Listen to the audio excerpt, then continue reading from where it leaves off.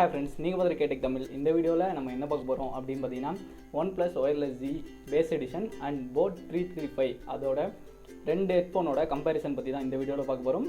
இந்த ரெண்டு ஹெட்ஃபோனும் 2000 ரேஞ்சில் தான் இருக்குது. அடிக்கடி போட் மட்டும் 1500 1600 ரேட்டுக்கு வந்துட்டு போகுது. இதில் என்ன இருக்குது அப்படிங்கிறத பார்த்து தெரிஞ்சுட்டு உங்களுக்கு எந்த ஹெட்ஃபோன் கரெக்டாக இருக்கும் அப்படிங்கிறத சூஸ் பண்ணனா இந்த வீடியோ ஃபுல்லாக பாருங்கள். அண்ட் நீங்கள் நம்ம சேனலுக்கு புதுசாக இருந்தால் கீழே இருக்க சப்ஸ்கிரைப் பட்டன் அழுத்தி சப்ஸ்கிரைப் பண்ணிக்கோங்க. அண்ட் இது போல் இன்னும் நிறைய வீடியோ பார்க்கணும் அப்படின்னா நம்ம பிளேலிஸ்ட்டில் நிறைய வீடியோ இருக்குது, அதை போய் பாருங்கள். வாங்க வீடியோக்குள்ள போகலாம். இந்த ரெண்டு ஹெட்ஃபோன்லேயும் ஃபஸ்ட்டு நம்ம எதை பற்றி பார்க்க போகிறோம் அப்படின்னு பார்த்தீங்கன்னா பில் குவாலிட்டி எதில் நல்லா இருக்குது அப்படின்னு என்ன கேட்டிங்கன்னா நான் கண்டிப்பாக OnePlus Wireless Z அப்படின்னு தான் சொல்லுவேன். ஏன்னா நான் எதுக்கு போட் 335 சூஸ் பண்ணேன் அப்படின்னு பார்த்தீங்கன்னா இதில் 30 hours பேட்டரி லைஃப் இருக்குது, அதுக்கு தான் சூஸ் பண்ணேன். பட் இதோட அந்த காரணத்தினால இதோட வெயிட் வந்துட்டு கொஞ்சம் அதிகமாக இருக்குது அப்படின்னே சொல்லலாம். உங்களுக்கு வந்துட்டு OnePlus Wireless Z base edition அவ்வளோவா தெரியாது, வெயிட் இருக்க மாதிரி நல்ல பில்டாகவும் இருக்குது அப்படின்னு சொல்லலாம். அண்ட் இதோட மேக்னெட்டிக் அட்டாச் வந்துட்டு ரொம்ப ஃபாஸ்ட்டாக இருக்குது OnePlus Wireless Zயில். அதை வச்சு சில கன்ஃபிகரேஷனும் கொண்டு வந்திருக்காங்க. பாட்டு வந்துட்டு ப்ளே ஆகிற மாதிரியும் பாஸ் ஆகிற மாதிரியும் அதையும் பார்ப்போம். அண்ட் போட் Wireless Zயில் மேக்னெட்டிக்கை டச் பண்ணாலோ இல்லை ரிமூவ் பண்ணாலோ எதுவும் அந்த மாதிரி கன்ஃபிகரேஷன் கொடுக்கல. பட் OnePlus Wireless Zயில் கொண்டு வந்திருக்கிறது நல்லது அப்படின்னு சொல்லலாம். அண்ட் பர்சனலாக எனக்கு எது பிடிச்சிருந்தது அப்படின்னு பார்த்தீங்கன்னா OnePlus Wireless Z தான். அடுத்ததாக நம்ம இதில் யூஸ் பண்ணியிருக்க டிரைவர்ஸ் பற்றி பார்ப்போம்.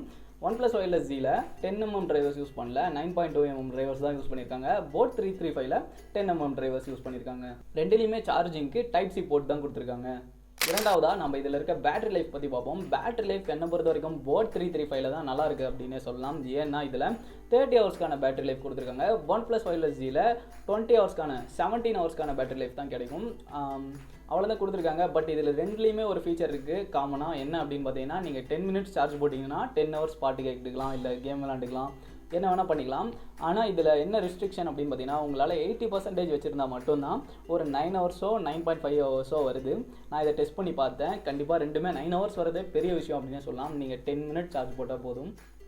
அடுத்ததாக பார்த்தீங்கன்னா வாட்டர் ப்ரூஃபில் வந்துட்டு ரெண்டுலேயுமே IPX5 அப்படிங்கிற ரேட்டிங் கொடுத்துருக்காங்க. ரெண்டுமே தண்ணிலையோ இல்லை மெதுவாக நீங்கள் ஸ்ப்ளாஷ் பண்ணும்போதோ எதுவும் ஆகாது அப்படின்னு சொல்லலாம்.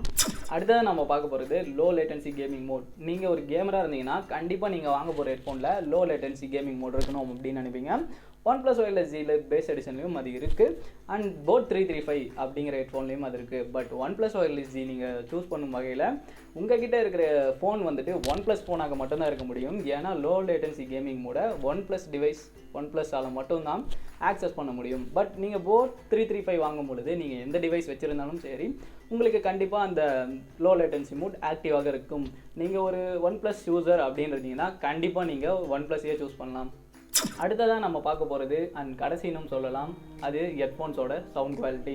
நீங்கள் பேட்டரி லைஃப்காகவோ இல்லை வேறு எதுக்காகவோ உங்கள் ஹெட்ஃபோனை சூஸ் பண்ணலாம். கண்டிப்பாக அது சவுண்ட் குவாலிட்டி இருக்கும் ஒரு வகையில் அப்படின்னு நினச்சி தான் சூஸ் பண்ணுவீங்க. இந்த ஹெட்ஃபோனை விட கம்பேர் பண்ணும் பொழுது OnePlus Wireless Zயில் நீங்கள் கிளியரஸ்டிக் சவுண்ட் வேணும், எனக்கு சவுண்ட்ஸ் கிளியராக இருக்கணும். பேஸும் இருக்குது, பேஸ் கம்மி அப்படின்னு சொல்ல முடியாது. நீங்கள் கேட்குற பேஸ் ஒரு தம் சவுண்டாக இருக்கணும். ஒரு ட்ரம் சவுண்ட் கேட்குது அப்படின்னா தனித்தனியாக செப்பரேஷன் பண்ணி கேட்குறது OnePlus Wireless Z மட்டும்தான் இருக்குது. நீங்கள் போட் 335 வாங்கினீங்கன்னா என்ன ஃபீல் பண்ணுவீங்க அப்படின்னு பார்த்தீங்கன்னா சவுண்ட் நல்லா இருக்குன்னு ஃபீல் பண்ணுவீங்க, அதில் எந்த குறையுமே கிடையாது. ஆனால் பேஸில் வந்துட்டு என்ன அப்படின்னு பார்த்தீங்கன்னா உங்களுக்கு எல்லா சவுண்டுமே பேஸ் பூஸ்டடாக இருக்குது. உங்களுக்கு பேஸ் சவுண்ட் ஒரு ட்ரம் சவுண்ட்ஸும் வந்துட்டு அதில் பூஸ்ட் பண்ணி காட்டுது. பேசுகிறது பாடுறது எல்லாமே வந்து பூஸ்ட் பண்ணி தான் காட்டுது. பட் நீங்கள் OnePlus Wireless Z சூஸ் பண்ணும்போது உங்களுக்கு எல்லா சவுண்டும் செப்பரேஷனாக கேட்கும்.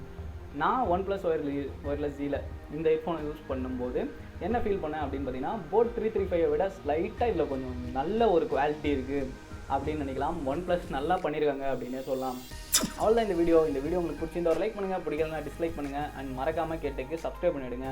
அண்ட் இது போல் இன்னும் நிறைய வீடியோ பார்க்கணுன்னா நம்ம பிளேலிஸ்ட்டில் இருக்குது, அதை மறக்காமல் பாருங்கள். நம்ம சேனலில் ரொம்ப நாளாக வீடியோஸ் எதுவும் வரல, இதுக்கு மேலே கண்டிப்பாக போஸ்ட் பண்ண ட்ரை பண்ணுறேன்னு இல்லை, கண்டிப்பாக போஸ்ட் பண்ணுவேன். அதுக்காக சப்ஸ்கிரைப் பண்ணி வச்சுக்கோங்க.